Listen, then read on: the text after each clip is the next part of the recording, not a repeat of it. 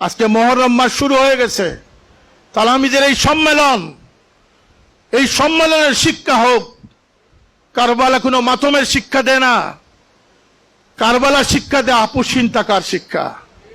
তালামিজের প্রতিটি কর্মী আজকে এই শিক্ষা নিয়ে বাড়ি ফিরো যে সত্যের পক্ষে জান কুরবান করার চেয়ে তৃপ্তিজনক আর কিছু হতে পারে না। সত্যের পক্ষে নিজেকে কুরবান করার মতো সুযোগ সুবিধা সকল মানুষের হয় না। আল্লাহ সেটার জন্য তার হাবিবের নওয়াসা লক্তে জিগর নাতি হযরত হুসাইন রাদিয়াল্লাহু আনহুর মতো পবিত্র দেহকে আল্লাহ পাক মুনতাখব করেছিলেন, চয়েস করেছিলেন। হুসাইন পরাজিত হন নাই। যারা বক্তব্যতে আপনাদেরকে বোঝাবার চেষ্টা করবে যে হুসাইন অপরিণামদর্শী সিদ্ধান্ত নিয়ে পরাজিত হয়েছেন, লানত তাদের উপরে কিয়ামত পর্যন্ত। হুসাইনের শাহাদত কিয়ামত পর্যন্ত ইসলামকে আপুসীন বানিয়ে রেখেছে।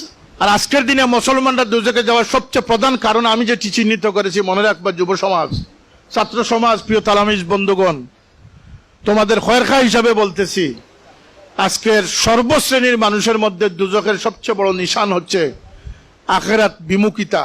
আজকে যে কুলাঙ্গার কোরআন শরীফ ফুটবলের মতো লাথি দিয়েছে, নাউজুবিল্লাহ, সে কোরআনকে অসম্মান করতে পারে নাই, এই কুলাঙ্গার নিজেও সম্মানিত হয়েছে।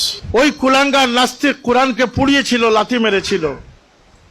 সেই অনুমতি নিয়ে, সেই লিগ্যাল পদ্ধতিতে একজন মুসলমান বাইবেল ইঞ্জিলকে নিয়ে যখন ওই ইসরায়েল দূতাবাসের সম্মুখে যখন সে দাঁড়িয়েছিল, সারা বিশ্ব মনে করেছিল না জানি কত বড় অপমান আজকে প্রতিশোধ নিবে।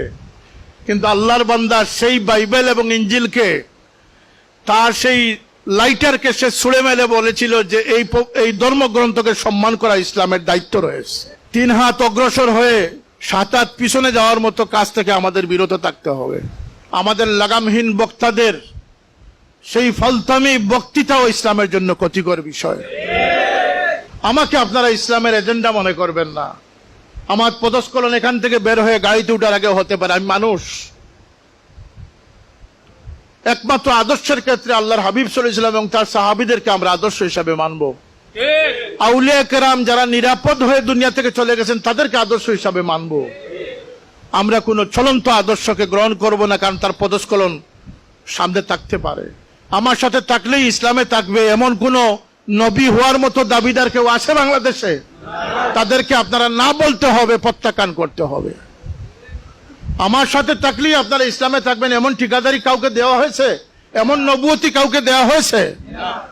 যদি টাকা দিয়ে আর বিজ্ঞান দিয়ে মানুষ যদি বাঁচতে পারত, তাহলে মাইকেল জ্যাকসন, সে 150 বছর পৃথিবীতে বাঁচার স্বপ্ন দেখেছিল, কিন্তু তার বয়স যখন মাত্র 50-এ পৌঁছেছে, তখনই তার মৃত্যু তাকে গ্রাস করেছে। তার সাথে প্রতিনিয়ত 24 ঘন্টা 12 জন বিশিষ্ট বিশেষজ্ঞ ডাক্তার থাকতেন। তার খাদ্যকে পরীক্ষা করে তাকে খাওয়ানো হতো। সে যে বিছানায় শুইত, সেখানে অক্সিজেন লাগানো ছিল যাতে তার শরীরের অক্সিজেনের কোনো অভাব না হয়। কিন্তু সে শ্বাসকষ্টে এবং তার হৃদক্রিয়া বন্ধ হয়েছে, মারা গেছে।